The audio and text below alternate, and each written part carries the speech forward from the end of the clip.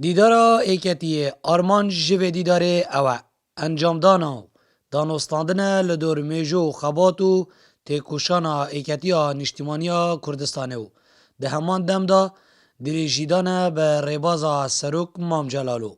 دارشتنا سیاست کا جیرانه بو گلو نشتیمانی و لسرویه کجی کادرین ایکتی نشتیمانیا کردستانه لسنور اداره سربخویا زاخو پالپشتیه لوی چنده دکن اف پیشنهاد وید محکی هاتین کرد سرکاتیا برای قباد طلبانی چندی لجنه هاتین دیناندن بو رخصتنا مالا یکیتی اجتماعی کردستان بو گشت کردن یکیتی اجتماعی کردستان خالق زور گرینگه. افروکه ام همی کادرین یکیتی اجتماعی کردستان پیوسته ام هاوکار بین الگلوان چند لجنه هاتین دیناندن و پتر زحمت بکشین دا یکیتیا اجتماعی کردستان بکنه یکیتیا جاران. به گمان همی کارا ده گهورین یا باشه هم جیو اگو کادرت و حزب به دلخوشن و اف گهورین نبی نکرن تایبتیل دورا بهدینا گرینگی اگه تایبت ببدن به مبستا بهز کرنا پرنسیپ و بردوامی و نیبونو بهای نشتیمانی و آینده که رون ایکتی نشتیمانی کردستان بیر لدیدارا ایکتی کریو بویا جه خوشحالیا سرجم کادر و لینگرین ایکتی نشتیمانی کردستانه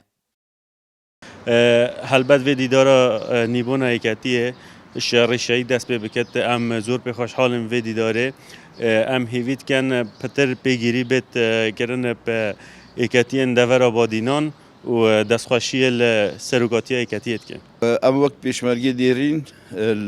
دور آزاخو ام گلک دلخوشی جک اف گورین بین کرینه که وقت کنگرام یا چاره هات دینادنه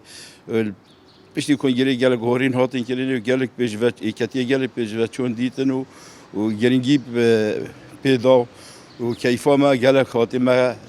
بیرو باری ما وصابین مگو ایکتی دوک جارا زفرتن وقتی عمل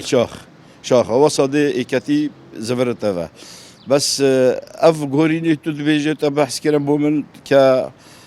گوری بین کلینه عمل جلوان گورینانین و گرینگی پی بدن و ایکتی بینن ایکتی جارا جک دیوه درستکرنا یازده لجنین جدا جبو برهوین دیدارا ایکتیه بو بریوبرنا برهوین دیدارا ایکتیه کو بریاره لدسپیکا هیوا پنچ یا ایسال بهتا ساس کرن زیروانگولی با دینان زاخو